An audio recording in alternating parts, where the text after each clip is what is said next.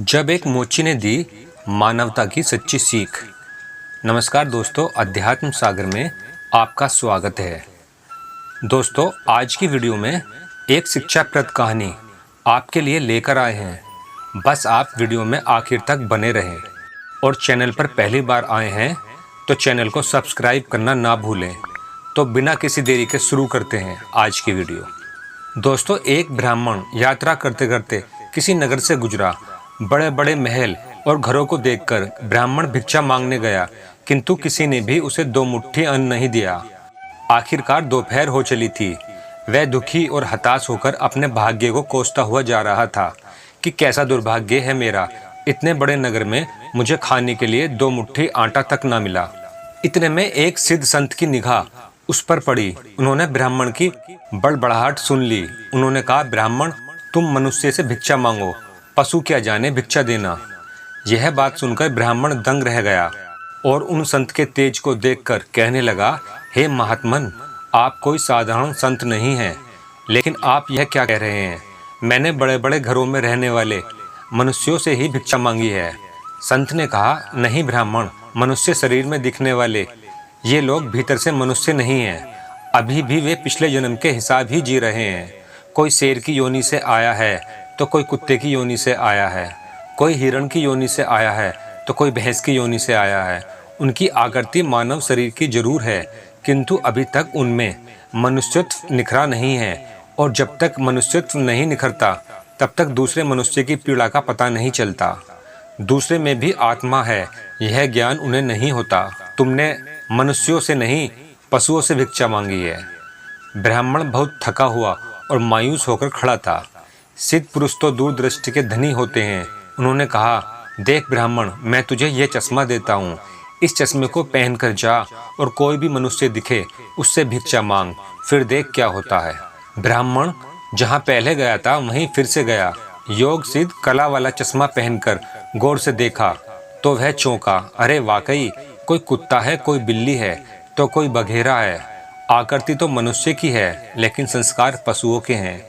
मनुष्य होने पर भी मनुष्यत्व के संस्कार नहीं हैं। घूमते घूमते वह ब्राह्मण थोड़ा सा आगे गया तो देखा कि एक मोची जूते सिल रहा है। ब्राह्मण ने उसे गौर से देखा तो उसमें मनुष्यत्व का निखार पाया। ब्राह्मण ने उसके पास जाकर कहा, भाई, तेरा धंधा तो बहुत हल्का है और मैं हूँ ब्राह्मण, रीति रिवाज और कर्मकांड को बड़ी चुस्ती से पालता हूँ।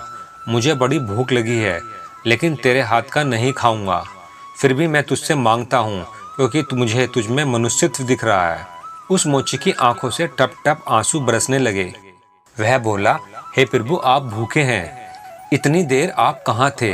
यह कहकर मोची उठा और जूते सिलकर टका, आना दो आना वगैरह जो इकट्ठे किए थे उस चिल्लर रेजगारी को लेकर हलवाई की दुकान पर पहुंचा और बोला, हे हलवाई, मेरे इन भूखे भगवान की सेवा कर दो।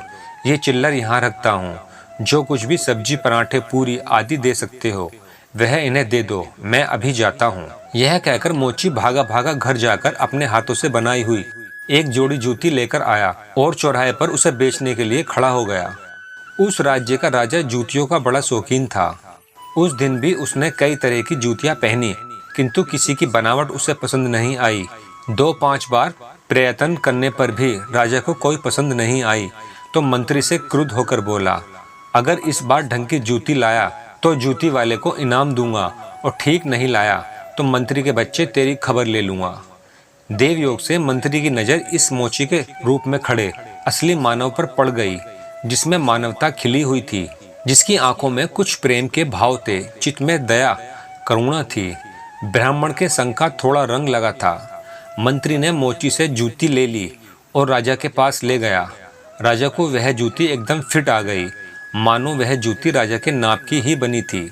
राजा ने कहा, ऐसी जूती तो मैं पहली बार ही पहन रहा हूँ, किस मोची ने बनाई है यह इतनी सुंदर जूती? मंत्री बोला, हुजूर, वह मोची बाहर ही खड़ा है। मोची को बुलाया गया। उसको देखकर राजा की भी मानवता थोड़ी खिली।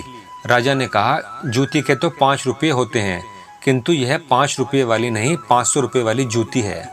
जूती बनाने वाले को 500 और जूती के 500, कुल 1000 रुपये इसको दे दो। इतना सुनते ही मोची बोला, महाराज तनिक ठहरिए, यह जूती मेरी नहीं है, जिसकी है उसे मैं अभी ले आता हूँ। मोची जाकर विनय पूर्वक ब्राह्मण को राजा के पास ले आया और राजा से बोला, महाराज यह जूती इन्हीं की है। राजा को आश्चर्य हुआ। वह बोला, यह तो ब्राह्मण है, इसकी जूती कैसे? राजा ने ब्राह्मण से पूछा तो ब्राह्मण ने कहा, मैं तो ब्राह्मण हूँ, यात्रा करने निकला हूँ। राजा बोला, मोची जूती तो तुम बेच रहे थे, इस ब्राह्मण ने जूती कब खरीदी और बेची? मोची ने कहा, राजन मैंने मन में ही संकल्प कर लिया था कि जूती की जो रकम आएगी वह इन ब्राह्मण देव की होगी। जब रकम इनकी है तो मैं इन रुपयों को कैसे ले सकता हूँ, इसलिए मैं इन्हें ले आया हूँ। न जाने किसी जन्म में मैंने दान करने का संकल्प किया होगा और मुकर गया हूँगा, तभी तो यह मोची का चोला मिला है। अब भी यदि मुकर जाऊँ तो न जाने मेरी कैसी दुर्गति हो। इसलिए राजन ये रुपये मेरे नहीं हुए। इन जूती को बेचने से पहले ही मेरे मन में यह आ गया था कि इस जूती की जो भी रकम मिलेगी वह इनके लिए होगी। फिर 5 रुपये मिलते तो भी इनके होते और 1000 मिल रहे हैं तो भी इनके ही हैं। हो सकता है मेरा मन बेईमान हो जाता, इसलिए मैंने रुपयों को नहीं छुआ और असली अधिकारी को ले आया। राजा ने आश्चर्यचकित होकर ब्राह्मण से पूछा, ब्राह्मण मोची से तुम्हारा परिचय कैसे हुआ? तब ब्राह्मण ने सारी आप बीती सुनाते हुए सिद्ध पुरुष के चश्मे वाली बात राजा को बता दी और कहने लगा, आपके राज्य में पशुओं के दीदार तो बहुत हुए, लेकिन मनुष्यत्व का विकास इस मोची में ही नजर आया। राजा ने कौतूहलवश कहा, लाओ वह चश्मा जरा हम भी देखें। राजा ने चश्मा लगाकर जब देखा तो दरबारी वगैरह में उसे भी कोई सियार दिखा तो कोई हिरण, कोई बंदर दिखा तो कोई रीछ। राजा दंग रह गया कि यह तो पशुओं का दरबार भरा पड़ा है। उसे हुआ कि ये सब पशु हैं तो मैं कौन हूँ। उसने आईना मंगवाया और उसमें अपना चेहरा देखा तो देखकर दंग रह गया। उस आईने में उसको अपने चेहरे की जगह शेर का चेहरा दिखाई दे रहा था। उसके आश्चर्य की सीमा ना रही। ये सारे जंगल के प्राणी और मैं जंगल का राजा शेर, यहाँ भी इनका राजा बना बैठा हूँ। राजा ने कहा, ब्राह्मण देव, योगी महाराज का यह चश्मा तो बड़ा गजब का है। वे योगी महाराज कहाँ होंगे? ब्राह्मण ने कहा, वे तो कहीं चले गए। ऐसे महापुरुष कभी कभी ही और बड़ी कठिनाई से मिलते हैं। श्रद्धावान ही ऐसे महापुरुषों से लाभ उठा पाते हैं। बाकी तो जो मनुष्यों के चोले में पशु के समान है, वे महापुरुष के निकट रहकर भी अपनी पशुता नहीं छोड़ पाते।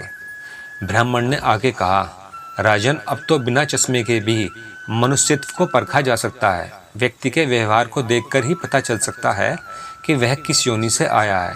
एक मेहनत करे और दूसरा उस पर हक जताए तो समझ लो कि वह सर्प योनि से आया है, क्योंकि बिल खोदने की मेहनत तो चूहा करता है, लेकिन सर्प उसको मारकर बिल पर अपना अधिकार जमा बैठता है।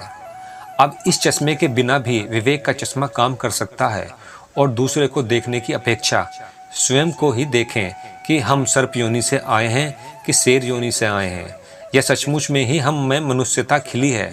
यदि पशुता बाकी है तो वह भी मनुष्यता में बदल सकती है। कैसे? कुसंस्कारों को छोड़ दें, बस अपने कुसंस्कार आप निकालेंगे तो ही निकलेंगे। अपने भीतर छिपे हुए पशुत्व को आप निकालेंगे तो ही निकलेगा। यह भी तब संभव होगा जब आप अपने समय की कीमत समझेंगे। मनुष्यत्व आए तो एक एक पल को सार्थक किए बिना आप चुप नहीं बैठेंगे। पशु अपना समय ऐसे ही गंवाता है। पशुत्व के संस्कार पड़े रहेंगे तो आपका समय बिगड़ेगा। अतः पशुत्व के संस्कारों को आप निकालिए और मनुष्यत्व के संस्कारों को उभारिए। फिर सिद्ध पुरुष का चश्मा नहीं वरन अपने विवेक का चश्मा ही कार्य करेगा। और इस विवेक के चश्मे को पाने की युक्ति मिलती है सत्संग से, मानवता से। जो पूर्ण हो वही मनुष्य कहलाता है। बिन मानवता के मानव भी पशु तुल्य रह जाता है। दोस्तों, जानकारी अच्छी लगी हो तो वीडियो को लाइक, शेयर व चैनल को सब्सक्राइब करना ना भूलें। साथ ही कमेंट बॉक्स में अपनी राय अवश्य दीजिएगा। फिर मिलते हैं अगली वीडियो में ऐसे ही किसी अन्य प्रसंग के साथ। आपका बहुत बहुत धन्यवाद। जय सिया राम।